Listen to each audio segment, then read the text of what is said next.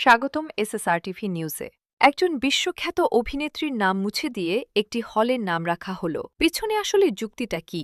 আজকের ভিডিওতে আমরা এই ঘটনার বিস্তারিত বিশ্লেষণ করব। ঘটনাটি পাবনা সরকারি এডওয়ার্ড কলেজের। সম্প্রতি কলেজ প্রশাসন তাদের ৩টি হলের নাম পরিবর্তন করেছে। এর মধ্যে সবচেয়ে বেশি আলোচনা হচ্ছে সুচিত্রা সেন ছাত্রীনিবাস নিয়ে। এই ঐতিহাসিক হলটির নতুন নাম দেওয়া হয়েছে জুলাই ৩৬ ছাত্রীনিবাস।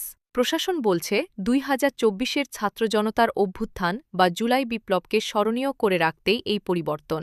অনেকেই হয়তো ভাবছেন জুলাই মাসে তো ৩১ দিন, তাহলে ৩৬ এলো কোথা থেকে? আসলে জুলাইয়ের কোটা সংস্কার আন্দোলন ৫ আগস্ট সরকারের পতনের মধ্যে দিয়ে সফল হয়। আন্দোলনকারীরা এই ৫ আগস্ট পর্যন্ত সময়টাকে জুলাই মাসেরই বর্ধিত অংশ বা জুলাই বিপ্লবের অংশ হিসেবে মনে করেন।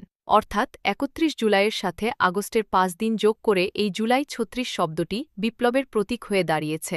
তবে এই পরিবর্তন মেনে নিতে পারছেন না অনেকেই।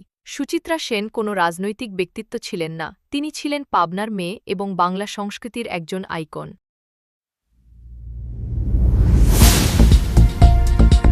একজন অরাজনৈতিক শিল্পীর নাম মুছে ফেলা কি সংস্কৃতির ওপর আঘাত নয়? অন্যদিকে সমর্থকরা বলছেন জুলাইয়ের স্পিরিটকে ধরে রাখতে এই পরিবর্তন জরুরি ছিল। আপনার কি মতামত? সুচিত্রা সেনের নাম পরিবর্তন করা কি ঠিক হল, নাকি অন্য কোনো নতুন ভবনের নাম জুলাই ৩৬ রাখা যেত? কমেন্ট করে জানান আমাদের।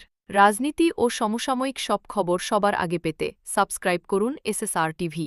দেখা হচ্ছে পরের ভিডিওতে।